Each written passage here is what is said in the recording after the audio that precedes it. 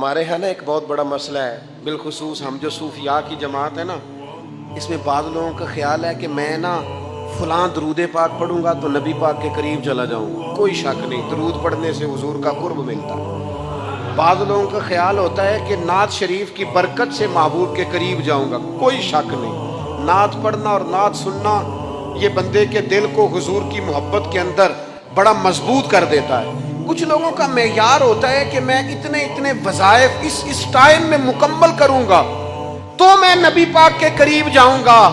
تو حضور نے تو خود بتا دیا میرے قریب کون ہے۔ درود پاک پڑھنے والے کو بھی قریب بیان کیا حضور نے۔ جہاد کرنے والا، عبادت کرنے والا، ریاضت کرنے والا، دین کی خدمت کرنے والا، یہ سب حضور کے قریب ہے۔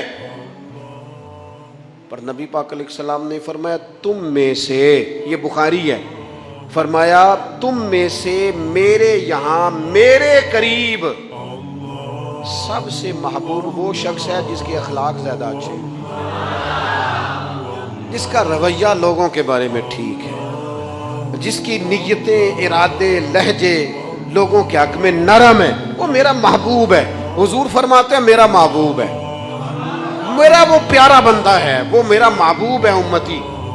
تو حضور کا محبوب بننے کا بہترین طریقہ یہ ہے کہ اپنا اخلاق ٹھیک کیا جائے۔